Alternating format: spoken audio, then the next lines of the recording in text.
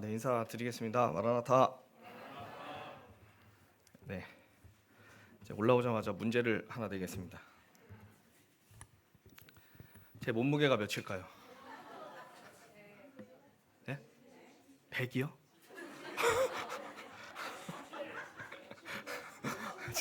네, 제 몸무게는 94kg입니다. 제가 이 말씀을 드리는 이유는 제 인생에서 가장 높은 이렇게 몸무게를 찍었습니다. 제가 동행 소그룹인데요. 저희 소그룹의 이 허요한 형제도 그렇고요. 저기 오늘 사회 본 지원 형제도 제가 알기로 인생 최대의 몸무게를 이렇게 찍은 걸로 알고 있고, 또 이제 준식 형제도 이제 살이 쪄 갈 겁니다. 이제 그 몸무게로 인해서 저에게 즐거움이 있을까요? 있을까요? 사실 이렇게 운동을 이렇게 청년들하고 이렇게 같이 가끔 이제 풋살이라는 운동을 하는데요. 이렇게 살이 찌고 나니까 같이 이제 운동은 좋아하는데 이제 같이 이렇게 뛰는데 이제 많이 이렇게 힘도 들고요. 그리고 이제 자매랑 이렇게 사진 같은 거를 이렇게 찍을 때 보면은 이제 어디까지가 얼굴이고 이제 어디까지가 이제 목인지 이게 경계선이 굉장히 모호하더라고요. 그래서 항상 이 다이어트 해야지 하는 그런 생각들은 있는데 이게 참 쉽지가 않습니다. 그래서 제가 어느 날 집에서 이렇게 운동을 하다가 문득 그런 생각이 들더라고요. 이 믿음과 이 다이어트가 공통점이 있습니다. 그 공통점이 뭐냐면 첫 번째는요, 자신을 쳐서 복종시켜야 한다는 겁니다. 그리고 두 번째는요, 힘든 과정을 거치면 좋아지는 거를 알지만 그 과정을 해 나아가는데 굉장히 이렇게 힘이 들고 중간에 이렇게 포기하는, 그래서 실패하는 그런 경우들이 이제 제 삶을 통해서 이렇게 많이 있더라고요. 공감하시나요? 그래서 믿음도 사실 이렇게 좋은 믿음으로 이렇게 성장하기 위해서는요, 사실 어떤 것을 선택하고 이렇게 결단하고 이제 때로는 중요한 것들을 이렇게 포기해야 되는 이제 그런 순간들이 생기기 이렇게 마련입니다. 근데 이제 그런 것들에 대해서요, 사실 고민하다가 결국에 포기하지 못하고 이렇게 결단하지 못해서 작심삼일이 되는 이런 경우들이 이렇게 많이 있습니다. 왜 이런 말씀을 제 몸무게까지 공개하면서 드리냐면요, 오늘 주제랑 좀 연관이 이렇게 있습니다. 그래서 좋은 믿음에 대한 이 교제를 좀 이렇게 하기를 원하는데요. 오늘 성경의 이 두 인물, 두 사건을 통해서요, 우리가 과연 주님 앞에 어떠한 믿음을 갖고 이렇게 살아가야 할지 좀 생각해 보는 시간을 갖기를 원합니다. 본문의 말씀은요, 오늘 누가복음 19장의 말씀인데요. 필요한 구절들만 중간중간 이렇게 읽어 나가도록 하겠습니다. 누가복음 19장 1절에서 4절 말씀인데요. 함께 읽어보도록 하겠습니다. 시작. 예수께서 여리고로 삭개오라 이름하는 자가 있으니 세리장이요 또한 부자라.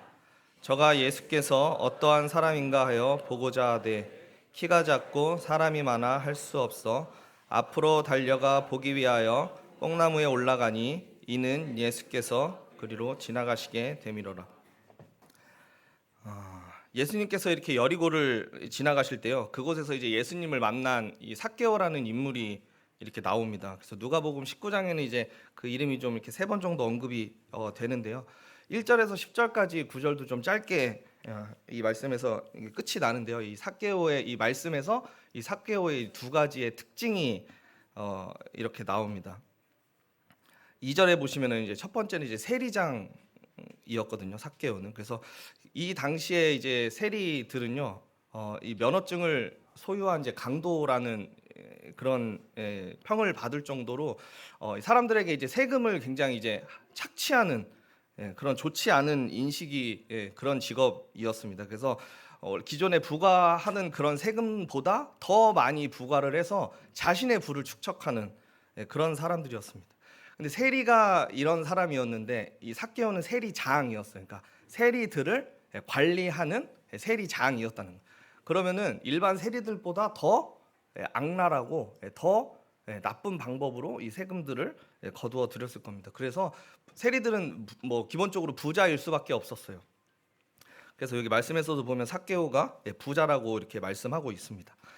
사람들이 굉장히 이렇게 혐오하는 직업이었습니다. 그래서 복음서에서는 보면요, 이 세리라는 이것을 뭐 이제 뭐 창기나 이런 죄인들과 이렇게 같이 엮어서 이렇게 많이 이렇게 함께 사용하고 있거든요. 그래서 이 삭개오를 이렇게 보면요, 기본적으로 이제 사회적 어떤 지위도 있고요, 그리고 이제 돈도 많고, 그래서 과연 근데 행복한 삶을 이렇게 살았을 것 같아 보이지만요, 이렇게 내면을 좀 들여다보면은 사실 그렇지 않았습니다. 사람이 이렇게 돈으로만 행복하게 살 수 있을까요? 사회적 지위가 높다고 행복하게 살 수 있을까요? 그렇지 않죠. 사람은 무엇으로 사는가라는 그런 책이 있거든요. 저도 뭐 다 읽어본 건 아닌데요. 그 책에서는 한마디로 사람은 이 사랑으로 이렇게 살아간다고 이야기를 이렇게 하고 있습니다. 태어나서 우리들이 이제 가장 먼저 이제 부모님의 사랑을 받고요. 그리고 이제 가족들의 이제 사랑을 받으면서 이렇게 커 나아갑니다. 그죠? 그 성장하면서 주위에 많은 사람들을 만나서 그 안에서 서로 사랑을 나누고 이렇게 교제를 하면서 그 안에서 어떤 긍정적인 이런 자존감들을 이렇게 형성하면서 그 안에서 어떤 만족감이나 그런 행복들을 이렇게 누리면서 살아가거든요. 그래서 사랑을 주위에 봤을 때 사랑을 주고받을 만한 사람이 많으면 많을수록 그 사람은 정신적으로 건강하고 더 행복한 그런 만족감을 이렇게 느끼며 살아간다는 그런 연구 결과도 이렇게 있습니다. 이 삭개오라는 이름의 이 뜻은요, 이 의로운 사람, 뭐 청결한 사람이라는 뜻이 있지만 사실 그의 이 직업을 보면 사실 그런 삶하고는 좀 반대되는 그런 삶들을 살아왔습니다. 아까 면허증을 이렇게 소유한 강도라고 이렇게 말씀을 드렸는데요. 그러니까 생각해 보면 이 로마의 식민지 이 사람들이 유대인에게 이 세금을 착취해서 그 지배국에 이렇게 바친다는 것은요, 굉장히 이렇게 좀 매국노적인 그런 행위잖아요, 그렇죠? 그래서 얼마나 백성들이 그를 싫어했겠습니까? 그래서 사랑은커녕 아주 미움받던 그런 삶을 살았던 인물이었습니다.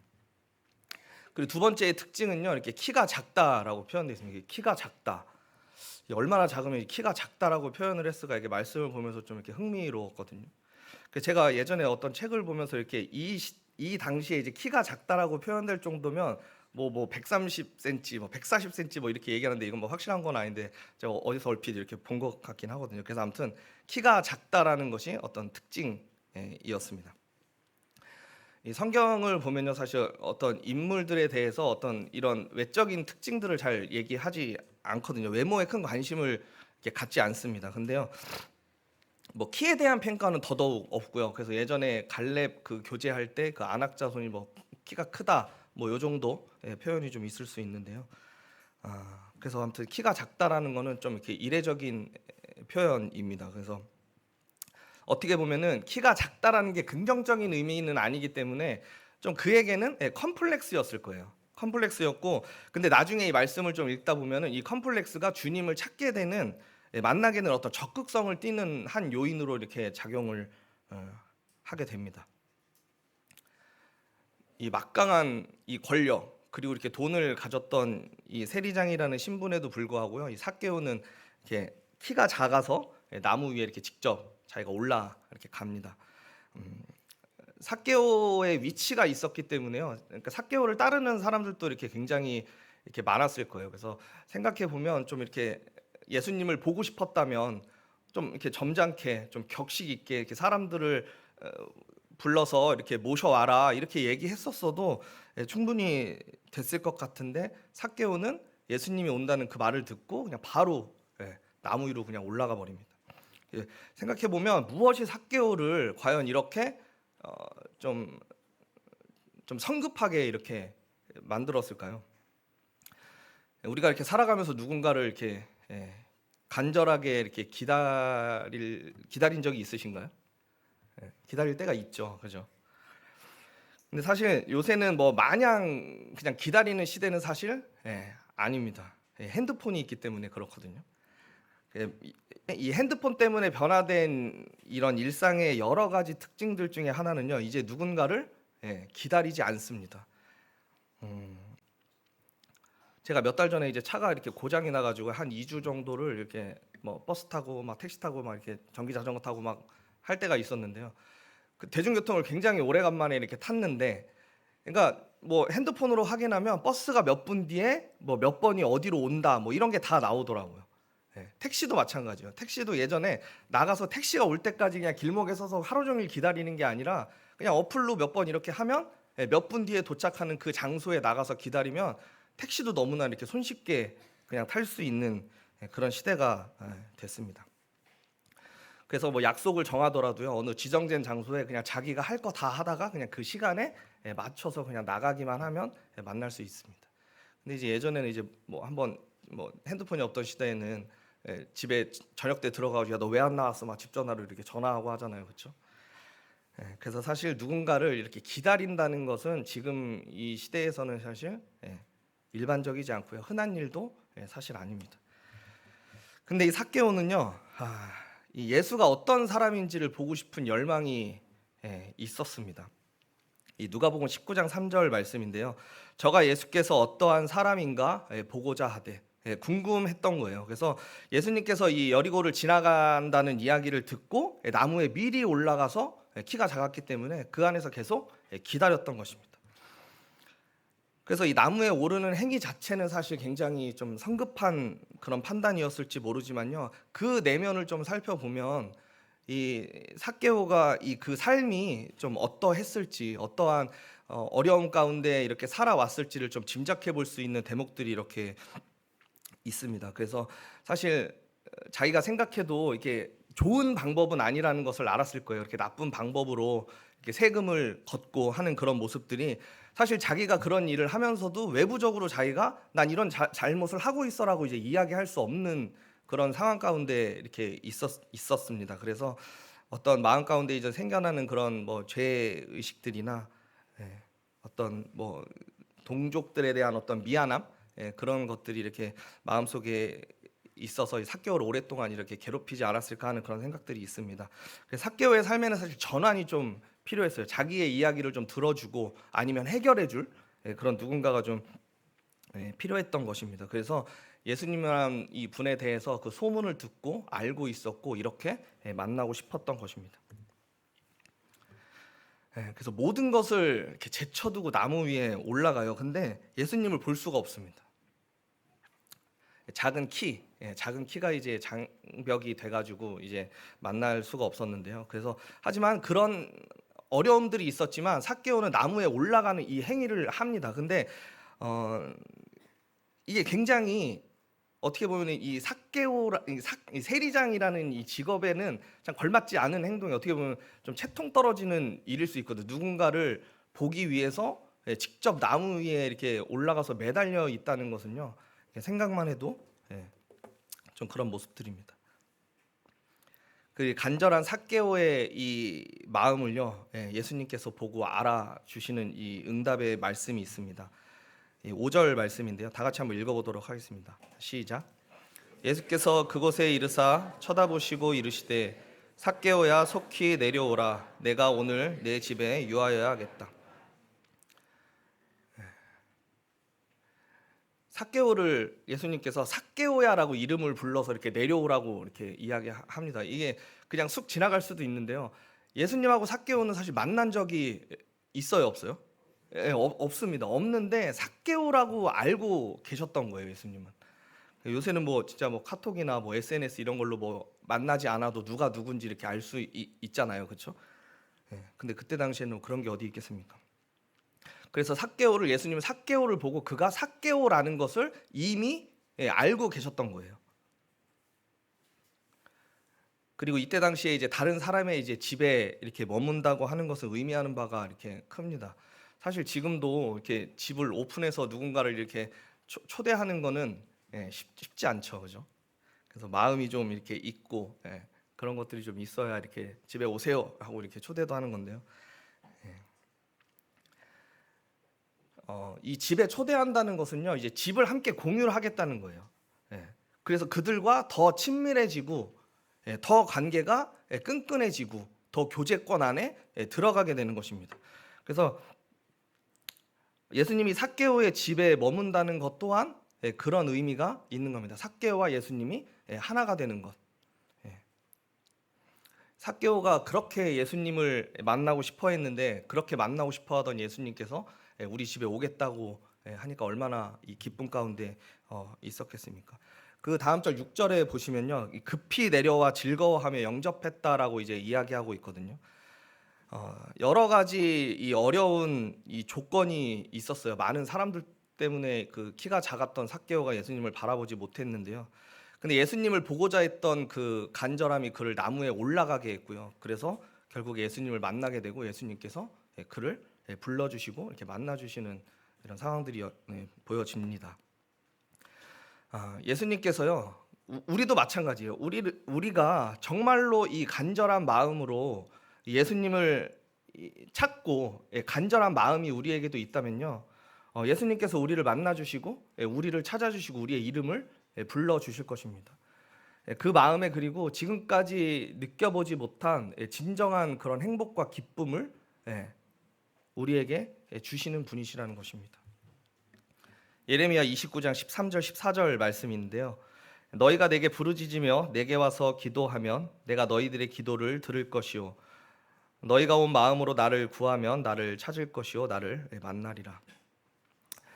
이 말씀에서와 같이 우리는 정말 주님을 부르짖는 믿음이 우리에게 필요합니다. 삭개오가 사실 여러 가지 어려움에도 이렇게 굴복하지 않고요, 예수님께 나아가려고 애썼던 그 마음을 우리에게서도 하나님은 찾고 계십니다. 그래서 하나님을 정말 만나고자 하는 그 마음으로 우리가 하나님 앞에 나아가서 이렇게 예배하고요, 그리고 또 기도하고 순종하고 그 마음을 우리에게서 이렇게 원하시는 겁니다. 삭개오는 예수님을 만난 기쁨이 이렇게 있었습니다. 근데 주위에 그렇지 않은 사람들이 있었어요. 그 옆에서 이 모습을 이렇게 지켜보고 있던 사람들인데요. 본문 7절에 보면요, 뭇 사람이 보고 수군거려 이르되 저가 죄인의 집에 유하러 들어갔도다 하더라.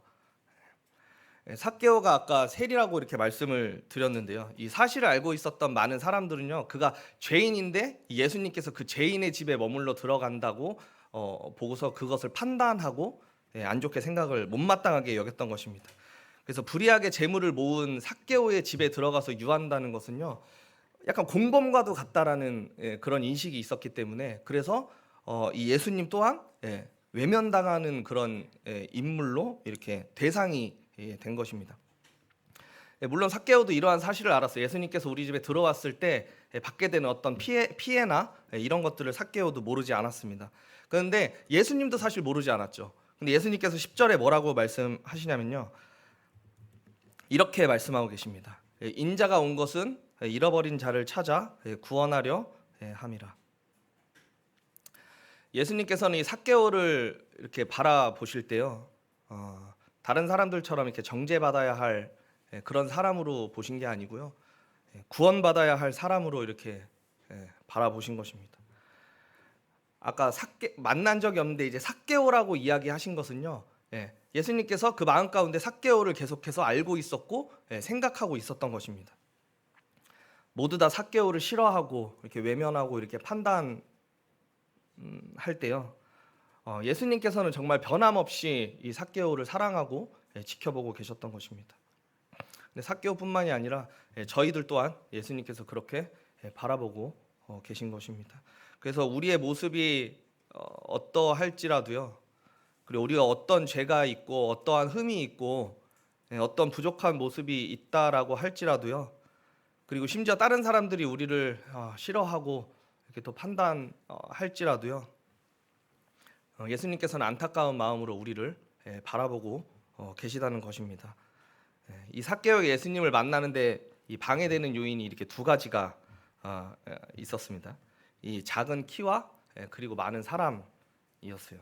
그래서 키가 작다라는 말은요, 어떻게 보면 좀 육체적으로 뭐 키가 작다라고 할 수도 있고 좀 주변 사람들한테 이제 무시당하고 좀 멸시받았을 수도 있지만요, 영적으로 어떤 볼 수 있는 위치에 이렇게 못 미쳤다는 그런 의미도 좀 생각해 볼 수 있습니다. 그래서 자신의 어떤 영적 결핍이 있었다는 말이거든요. 그래서 세리장으로서 이렇게 남들보다 좀 높은 위치에 있다는 어떤 그런 이기적인 약간 교만이 있을 수도 있고요, 돈에 대한 어떤 집착, 그리고 세상적인 이런 욕심 등이요, 삭개오에게 어떤 영적 결핍을 가져왔을 수도 있습니다. 그리고 많은 사람이었는데요. 예수님을 그렇게 바라보고자 했지만 많은 사람들 틈에 끼어 있었기 때문에 예수님을 이렇게 바라볼 수가 없었어요. 그래서 내가 원하지 않았던 어떤 이런 외부적인 요인들로 인해서 예수님을 이렇게 바라보지 못했는데요. 근데 그런 것들, 외부적인 이런 요인들에 인해서 내가 만약에 체념했다면 삭개오는 예수님을 만날 수 있었을까요? 만날 수 없었을 것입니다. 이 삭개오에게는요, 이 두 가지의 소위 말하는 이 좋은 믿음의 이런 행위들이 이렇게 있었습니다. 첫 번째는요, 예수님을 알고자 하는 그 간절한 마음이 삭개오에게는 있었습니다. 뽕나무에 올라갔다라고 이렇게 이야기하죠. 왜 올라갔습니까? 이런 행동이 당연하지 않았거든요. 아까 얘기했지만 굉장히 채통 떨어지는 그러한 행동이지만 예수님을 향한 단순한 그냥 호기심이 아니에요. 말씀에서 보면요, 보고자 하되라고 아까 말씀을 함께 읽으셨는데요. 그 보고자 하되라는 게요, 이 원어 뜻은 간절히 찾는다라는 의미가 있거든요. 그러니까 그냥 단순 호기심에 예수님 한번 보려고 올라갔던 게 아니고요, 예수님을 간절히 찾는 마음으로 인해서 그 나무에 올라가게 되었다는 것입니다. 그래서 자신의 이 체면을 떨어뜨려서라도 예수님을 깊이 알고자 하는 그 열망이 있었던 것입니다. 사실 이때 당시에는 예수님이 정확히 누구인지 이렇게 알지 못했거든요. 근데 삭개오는요, 이제 자신의 어떤 신체적인 이런 한계, 그리고 사회적인 어떤 체면, 그리고 동족들의 이런 뭐 눈치, 멸시 이런 거에도 예수님께 나아갔던 거예요. 나아가고 찾는 믿음이 그에게는 있었습니다. 이것이 좋은 삭개오를 통해서 보는 좋은 믿음입니다. 그래서 예수님을 정말 깊이 알고자 하는 마음이 우리에게 있는지, 그리고 예수님을 찾는 간절한 마음이 우리에게 있는지 우리는 생각해 보아야 할 것입니다. 그리고요, 두 번째는 예수님과의 이 만남으로 인해서 삶이 변화되는 믿음입니다. 삭개오한테 내려오라고 해서 집에 유하겠다라고 이렇게 말씀하셨을 때 삭개오가 정말 뛸 듯이 기뻐했습니다. 이 삭개오, 그러니까 우리도 소위 말하는 정말 뭐 높으신 뭐 대통령이 우리 집에 머문다고 생각해 보세요. 뭐 며칠 전부터 집 청소하고 음식 준비하고 할 거예요. 근데 뭐 그냥 기존에 알던 친구가 이렇게 온다고 하면은 음식 안 할 거예요. 그냥 대충 배달 시켜 먹고 집 청소 안 하겠죠. 뭐 굳이 뭐 뻔히 다 아는 사이끼리. 그래서 이 만남의 차이가 어디에 있냐 하는 것입니다. 이 삶의 태도가 변했느냐, 변하지 않았느냐의 문제인 것입니다. 누가복음 19장 8절에 보면요, 삭개오가 서서 여짜오되 주여 보시옵소서, 내 소유의 절반을 가난한 자들에게 주겠사오며 만일 누구의 것을 속여 빼앗은 일이 있으면 내 갑절이나 갚겠나이다. 자신의 소유 절반을 나눠주겠다라고 이야기를 하는 거예요. 시킨 게 아니고요, 어떤 협박도 아니고요, 자발적인 자신의 그 선택이었습니다. 심지어 누군가의 소유를 뺏었으면 4배로 갚겠다고 자기가 먼저 이야기를 하는 거예요. 단순히 그냥 예수님을 만난 그 기쁨에 그냥 흥분해서 그냥 아무 말이나 이렇게 그냥 이야기를 한 것이 아니거든요. 이어지는 말씀이 그 행위를 이렇게 증명을 하고 있습니다. 그래서 19장 9절 말씀 함께 읽어보도록 하겠습니다. 자, 시작. 예수께서 이르시되 오늘 구원이 이 집에 이르렀으니 이 사람도 아브라함의 자손이로다. 삭개오의 말이 그냥 헛소리였다면요, 예수님께서 이런 말씀을 하시지 않았을 겁니다. 예수님께서 우리 마음의 중심을 알고 계시기 때문에 그렇거든요. 삭개오의 선택은요, 자신의 삶의 이 태도를 바꾼 것입니다. 가난한 자들에게 어떤 것을 이렇게 나누어 주는 게 구원의 조건은 아니잖아요, 그렇죠? 행위로 구원받는 게 아닙니다. 삭개오는 그동안 이제 자신의 주인이 이 돈이라고 생각했는데요, 이제 마음의 주인이 바뀌게 된 거예요.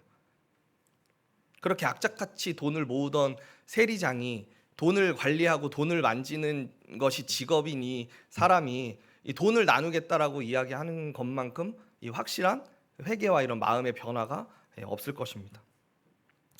근데 이 삭개오의 고백이 무엇으로부터 이렇게 시작이 되었냐면요. 예수님을 만남으로부터 이제 시작이 이렇게 된 것입니다. 예수님을 만났기 때문에 이렇게 가난한 자들을 이렇게 돌아보게 된 것이고요. 예수님과의 이 만남을 통해서 삶이 변화된 것처럼 우리도 지속적인 이 주님과의 이 만남이 계속해서 필요한 이유입니다. 누군가에게는 사실 굉장히 의미 없는 만남이었어요. 근데 삭개오에게는 의미 있는 만남이었던 것입니다. 이 만남이요, 어떻게 보면 굉장히 교만했던 이 삶, 그리고 멸시당했던 이런 삶들이요, 인생이 완전히 바뀌게 되는 겁니다. 그리고 아브라함의 이 자손으로까지 인정을 받게 되는 것입니다. 그래서 두 번째로 말씀드리고 싶은 건요, 이 삭개오처럼 삶이 변화되는 믿음이 우리 안에 있는가 우리는 생각해 보아야 되고요. 정말 이 믿음의 본이 되는 것입니다. 어릴 때 이 삭개오의 이 이야기를 이렇게 보면서 좀 이해가 안 갔던 것이, 삭개오가 단지 그냥 나무 위에 이렇게 올라간 것 같은데 그 믿음을 굉장히 이렇게 너무 이렇게 과대평가된 게 아닌가, 이런 생각들이 들었던 적이 있습니다. 근데 말씀을 좀 이렇게 살펴보면요, 과대평가된 것이 아닙니다. 예수님이 불렀을 때 삭개오는 급히 내려오고요, 즐겁게 영접했다라고 이야기를 하고 있습니다. 우리에게도 사실 주님께서 계속 말씀을 하고 계시거든요. 근데 그 말씀에 우리가 정말 급하게 그 말씀에 응답을 하는지, 그리고 즐거워하는지, 우리가 저의 삶을 통해서 그런 생각들을 이렇게 해보게 되더라고요. 그래서 주여 보시옵소서라고 하면서 자신의 앞으로 하게 될 일들을 마치 자랑하듯이 이렇게 이야기를 합니다. 이렇게 살아가겠습니다라고 고백을 하는 겁니다. 그리고 이런 삭개오의 어떻게 보면 굉장히 순전한 믿음에요, 예수님도 답을 해 주십니다. 오늘 구원이 이 집에 이렇게 이르렀다라고 말씀을 해주고 계십니다. 나 하나님을 믿어라고 이야기하지만 삶의 변화는 없어 이렇게라고 한다면요, 우리는 우리 자신을 돌아보아야 합니다. 누군가에게 이렇게 보여지기 위한 뭐 그런 믿음이 아니고요. 그러니까 그런 믿음을 말씀드리는 게 아닙니다. 근데 하지만 자기 자신은 알 거라고 이렇게 생각을 해요. 주님 앞에 정말 주님이 기뻐하시는 것이 무엇인지, 어떤 마음의 변화가 있는지 아실 것입니다. 그것이 바로 주님이 원하는 참된 믿음이 아닐까 하는 생각을 이렇게 해보게 됩니다. 그리고 또 하나의 이야기는요, 이 소경 거지 바디메오 이야기인데요. 뭐 누가복음에도 이 바디메오에 대한 이야기가 나오고요, 또 마가복음에도 이렇게 이야기가 나오는데요. 마가복음을 통해서 좀 교제하기를 원합니다. 예수님께서 이제 나면서부터 이제 시각을 잃은 사람도 이렇게 고쳐 주시고요, 또 나중에 실명된 사람들도 이렇게 예수님께서 고쳐 주십니다. 근데 이 맹인을 이렇게 고쳐 주신 이야기는 많이 나오는데요, 이 바디메오의 말씀은 좀 중요합니다. 그래서 많은 이런 이적들을 행하셨는데 이름이 이렇게 등장하는 경우는 처음이죠, 그렇죠? 처음입니다. 사실 뭐 고쳐주신 이 예수님이 중요한 거지, 고침받은 사실 어떻게 보면 환자가 중요한 것은 아니기 때문에 뭐 그럴 수도 있는데요. 여기서 보면 이제 바디메오라고 하는 인물이 나옵니다. 그래서 그 이름의 뜻이요, 이 바라는 것이 아들을 의미하고요. 그러니까 이제 디메오의 아들, 그래서 이제 바디메오라고 하는 거예요. 이름도 사실 뭐 딱히 이제 자기 뭐 본명은 아니지만 뭐 그렇습니다. 그래서 이름의 뜻이 이 부정한 아들이라는 뜻을 가지고 있고요. 뭐 이름이긴 한데 뭐 저기 뭐 김씨 뭐 아들 뭐 약간 뭐 이런 느낌인 거죠. 그래서 이 이름만으로 봐도 이 소경 거지 바디메오라고 하는 그 이름만 우리가 잘 생각해 봐도요, 그의 삶이 어떻게 보면은 좀 소망 없고 좀 이렇게 무너진 어떤 그런 삶을 좀 딱 보여주는 딱 그 풀 네임인 것 같거든요. 그래서 예수님께서 이 여리고에 도착하셨다는 그 소문을 듣고, 그 예수님의 이 고난과 이 여리고에 오셨다는 것은 이제 예수님의 그 고난과 이 죽음의 시간이 이제 가까워졌다는 것을 의미를 하거든요. 그래서 예루살렘으로 가는 길에 이 제자들에게 이번 여정이 이제 마지막 사역지라는 것을 이제 이야기를 말씀을 하셨죠. 그래서 예루살렘에 올라가서 이제 죽임을 당할 것이라는 것을 말씀을 하셨고, 이제 그 전에 이제 이 여리고에서의 사역들입니다. 그래서 이 바디메오라는 아까 이름을 말씀을 드렸지만 어떻게 보면 가장 밑바닥에서 살아가는 소위 그러니까 그런 사람들이 생각했을 때는 굉장히 쓸모없는 그런 사람의 인생을 살아가고 있었을 것입니다. 그래서 이 사람도 마찬가지로 거지였기 때문에 소경이었고 할 수 있는 것이 아무것도 없어서 그냥 하루하루 구걸해서 하루 그냥 먹고 살면 그것으로 만족하는 그런 삶들을 이렇게 연명했던 그런 사람입니다. 그래서 바디메오에게도 이 놀라운 순간이 이렇게 찾아오죠. 그래서 예수님이 바로 앞에 이렇게 지나가시는 겁니다. 근데 정말 큰 소리로 이 기회가 다시 오지 않을 걸 알았기 때문에요. 예수님을 정말 부르짖었다라고 표현하거든요. 그래서 예수님을 부릅니다. 큰 소리로. 근데 여기서 보면 뭐라고 부르냐면요. 그냥 뭐 살려주세요 뭐 이렇게 얘기한 게 아니고요. 다윗의 자손 예수여 나를 불쌍히 여기소서. 이게 굉장히 중요한 말입니다. 그가 예수님을 향해서 이제 다윗의 자손 예수여라고 외쳤다는 것은요. 예수님을 메시아로 알고 있었다는 거예요. 그래서 그 믿음으로 그의 구원을 간절히 바라는 의미가 있습니다. 그래서 예수님께서 그의 믿음을 보시고 그를 이렇게 부르시거든요. 근데 주변 사람들의 반응이 쌀쌀맞습니다. 그 소경이고 거지였던 그 바디메오가 얼마나 힘든 삶을 살았을지, 얼마나 보고 싶었을지에 대한 그런 어려움들에 대해서는 전혀 공감하지 않고요. 꾸짖어 잠잠하라 하되라고 이렇게 말씀을 하고 있거든요. 보통 우리가 이런 상황이면 어떡하죠? 주위에서 막 조용히 해 조용히 해 하면은 약간 주눅 들어가지고 약간 이렇게 말을 더 이렇게 못 하거든요.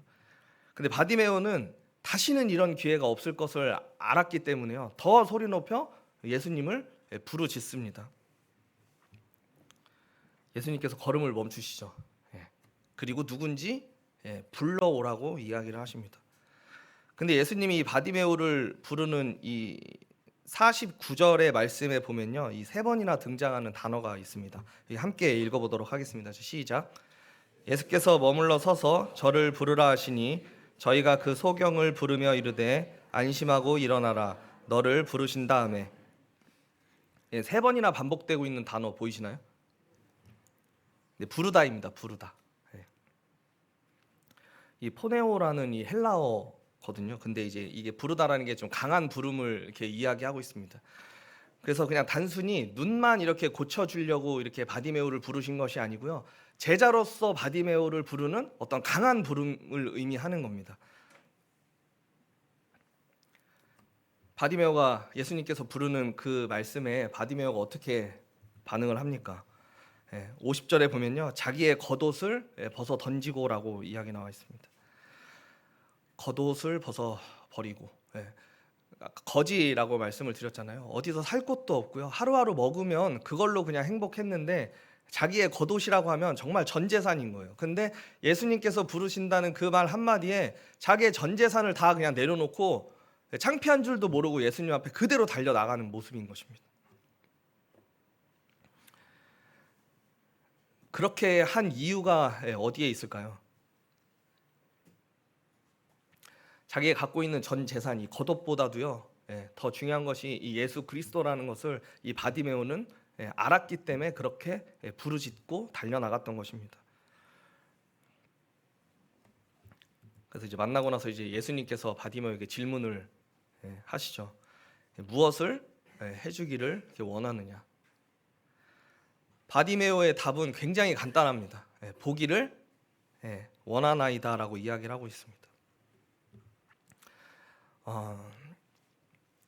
그리고 나서 이제 예수님께서 가라 내 믿음이 너를 구원하였느니라라고 이야기를 하고요. 이 바디메오는 눈을 뜨게 됩니다. 그리고 52절 이 제일 끝 말씀이 굉장히 중요한데요. 그가 예수께서 가시는 그 길을 이렇게 따라 나섰다라고 이야기를 하고 있습니다. 그 바디메오가 보기를 원한다고 이야기했던 것은요, 그냥 단순히 그냥 앞을 보기를 원한다는 게 아니었다는 거예요. 그냥 그게 목적이었으면 자기의 눈이 떠지고 앞을 보게 됐으면 그냥 자기 갈 길을 가면 되거든요. 근데 예수님을 이렇게 따라 나섭니다.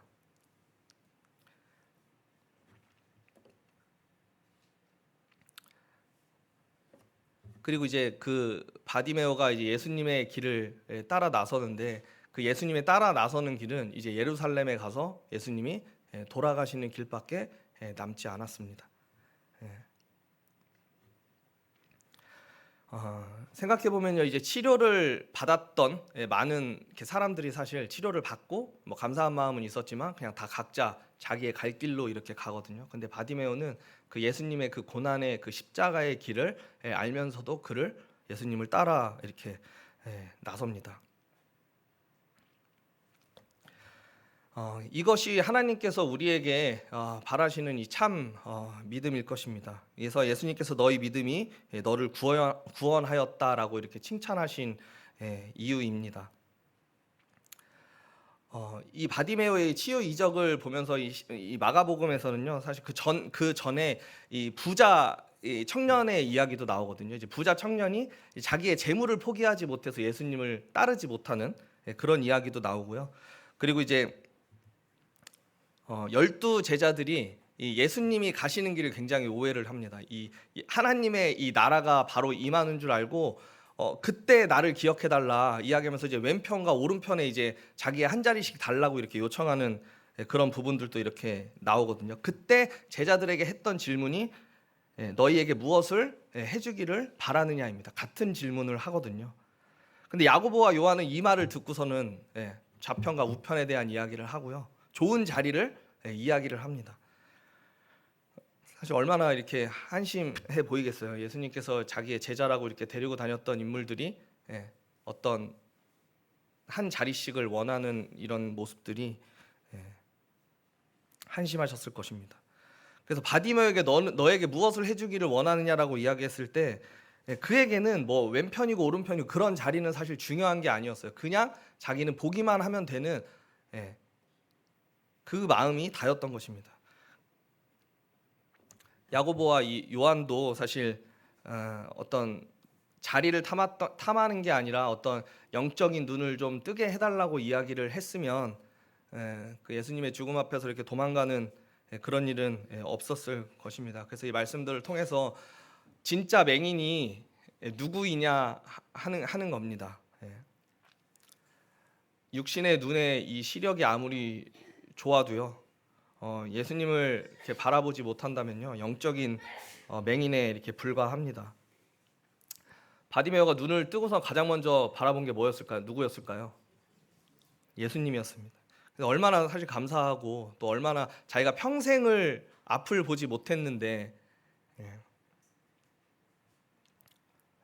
감사했을 것입니다. 그래서 예루살렘 그 십자가의 길을 기꺼이 따라 나선 것입니다.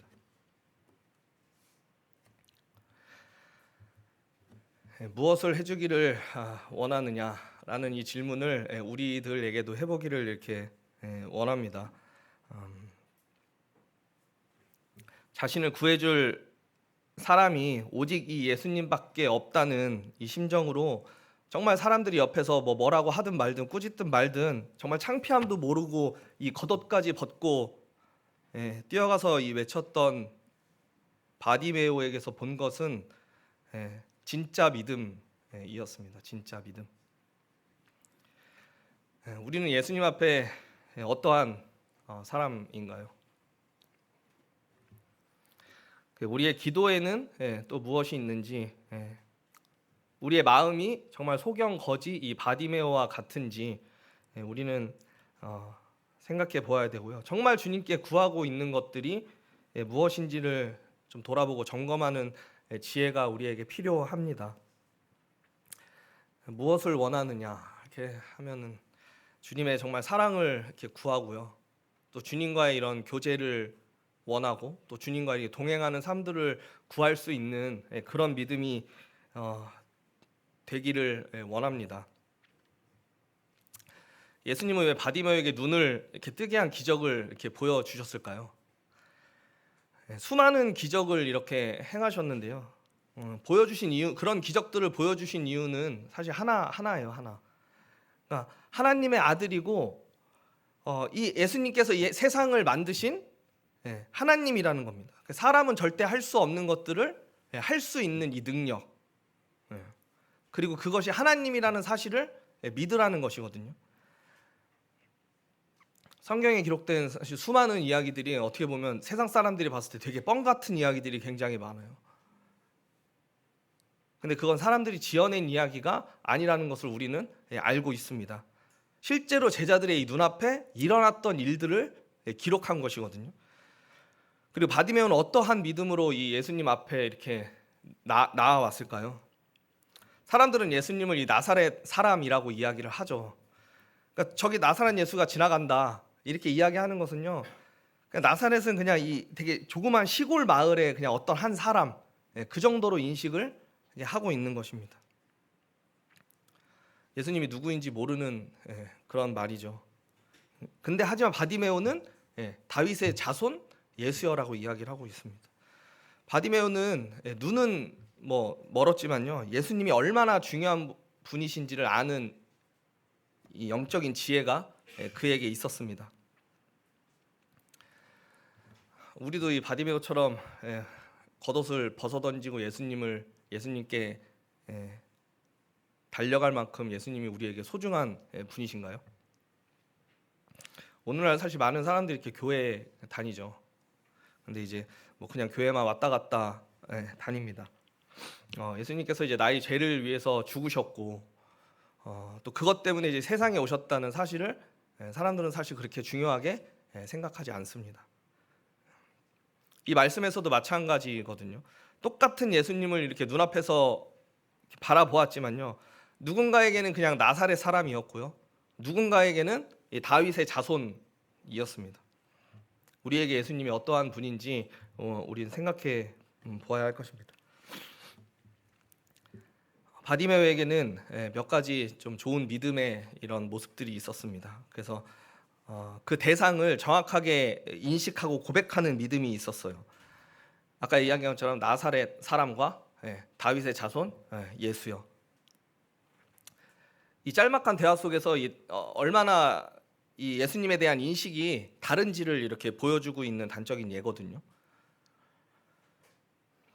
근데 왜 이렇게 예수님이 다윗의 자손이라는 것을 아는 것이 이렇게 중요할까요? 이게 나사렛 그냥 시골 사람이라고만 생각을 했으면 바디메오는 절대 부르짖지 않았을 것입니다. 그의 부름에 겉옷을 벗어던지고 나아가지 않았을 거예요. 그럴 이유가 없거든요.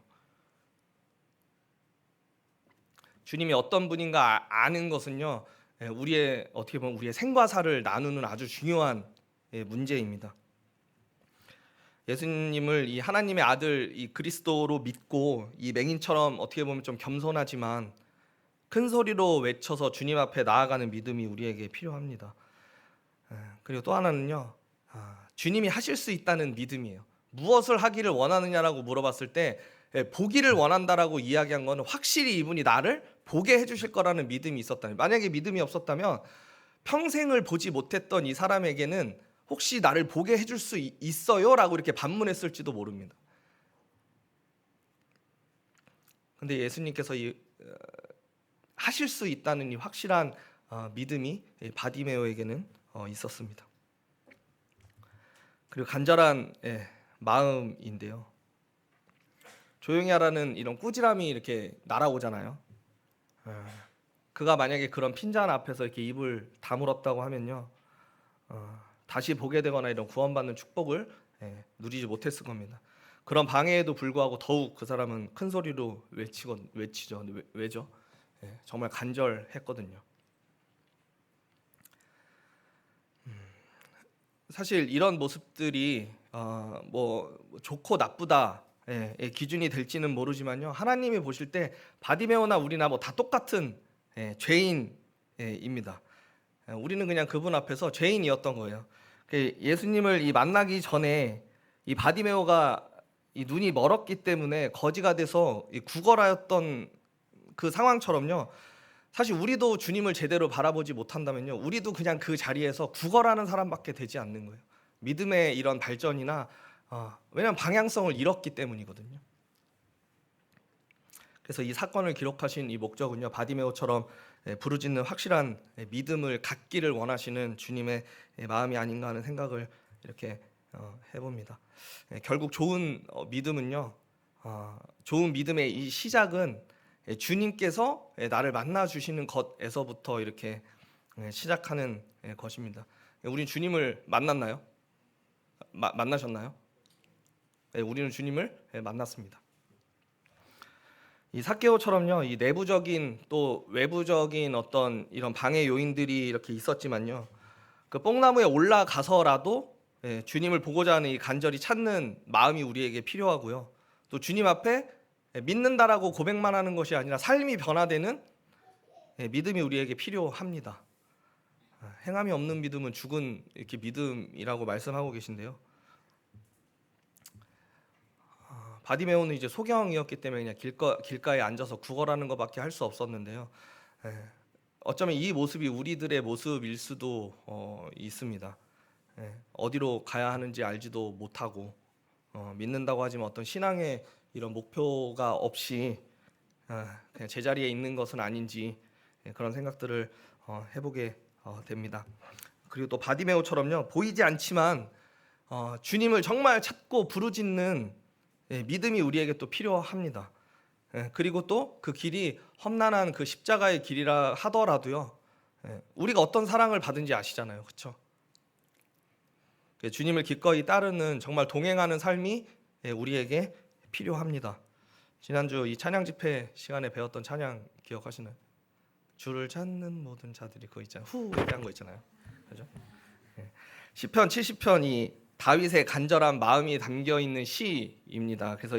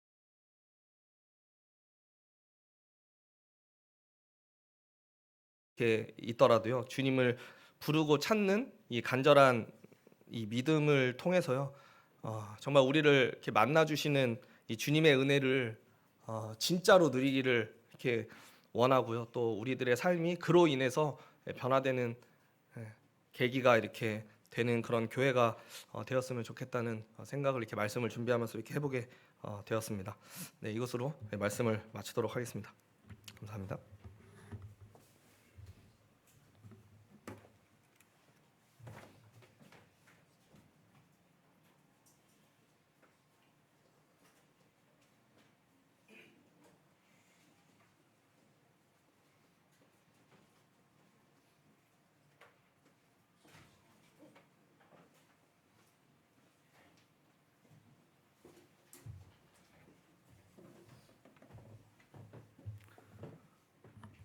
네, 말씀을 통해서 교훈하여 주신 주님께 감사가 됩니다.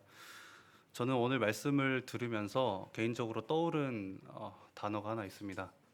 줄탁동시라고 하는 말이 떠올랐습니다.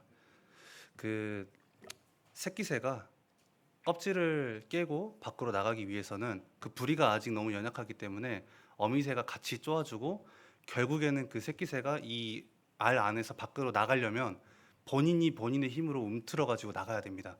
그래서 줄탁동시라는 말이 떠올랐는데, 마치 이것은 하나님과 우리의 관계, 또 주님과 우리의 관계가 아닌가에 대한 그런 생각이